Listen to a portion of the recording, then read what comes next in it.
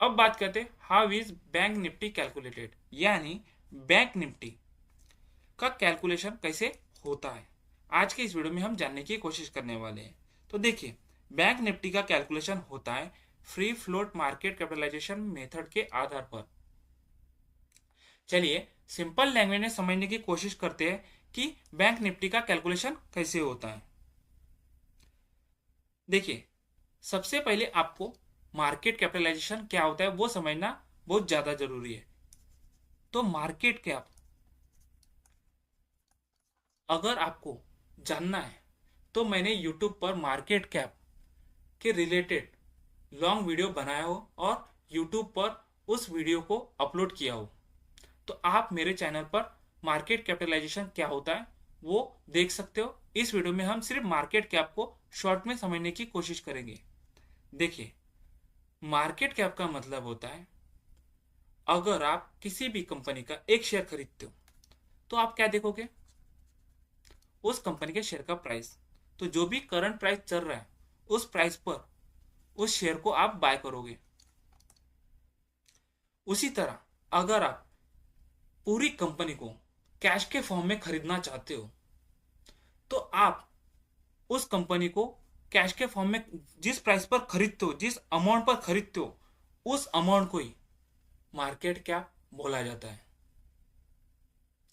और market cap से हमें पता चलता है कि वो कंपनी कितनी बड़ी है दूसरी बैंक या दूसरी कंपनी के कंपेयर में।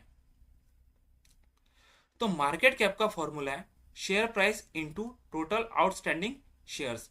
एग्जांपल के थ्रू, अगर एचडीएफसी बैंक 100 करोड़ शेयर है एचडीएफसी बैंक के और उसका एक शेयर का प्राइस 1500 रुपये है, तो 1500 इंटू 100 करोड़ शेयर्स, तो मार्केट कैप होता है इतना। दिखाई दे रहा है आपको,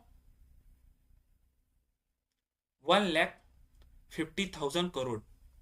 वैसे तो एचडीएफसी बैंक का 16 लाख करोड़ मार्केट कैप है।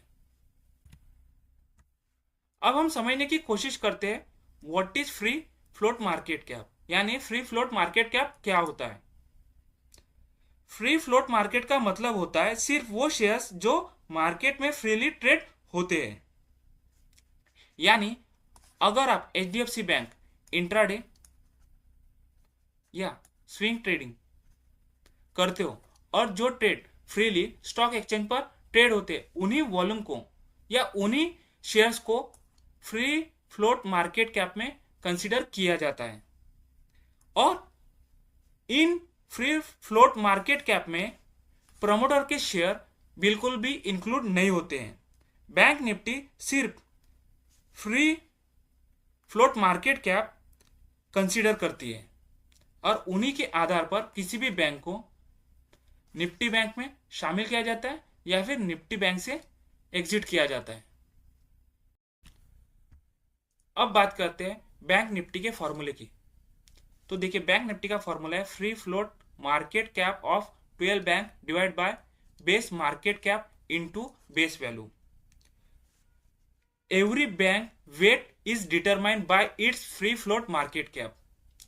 आपको पता होना चाहिए larger bank have more impact bank Nifty, यानी जिस भी बैंक का मार्केट कैप बहुत ज्यादा है उसका सबसे ज्यादा इम्पैक्ट डायरेक्ट निफ्टी बैंक पर होगा।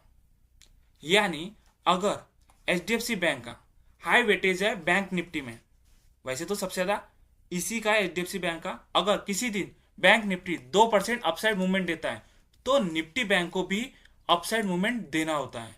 उसी तरह अगर एचडीएफसी बैंक किसी दिन डाउन है 2%, तो एचडीएफसी बैंक के वजह से निफ्टी बैंक को गिरना होगा, निफ्टी बैंक उस दिन प्रेशर में होगी। उसी तरह smaller bank have less impact. देखिए, बहुत सारी बैंक है जो छोटी बड़ी है जो बैंक निफ्टी में शामिल है, तो वो कंपनियों का या फिर उस बैंक का मार्केट कैप लो है, उस वजह से उसका इम्पैक्ट निफ्टी बैंक पर कम होता है। अगर स्मॉल बैंक्स 5% भी अपसाइड मूवमेंट देता है तो निफ्टी बैंक ज़्यादा से ज़्यादा 0.20 या 0.30% से अपसाइड मूवमेंट देने की कोशिश कर सकता है।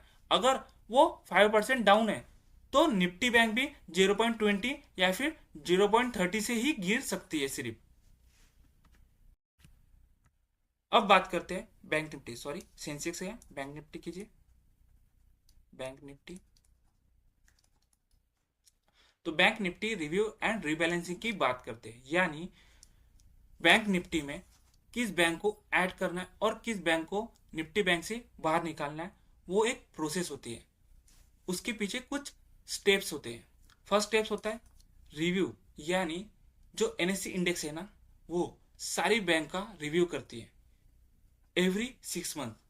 फिर जिस बैंक का वीक परफॉर्मेंस है उसे बाहर निकालने की कोशिश करते हैं, और जिस भी बैंक का स्ट्रॉन्ग परफॉर्मेंस है उसे बैंक निफ्टी में ऐड करने की कोशिश करते हैं।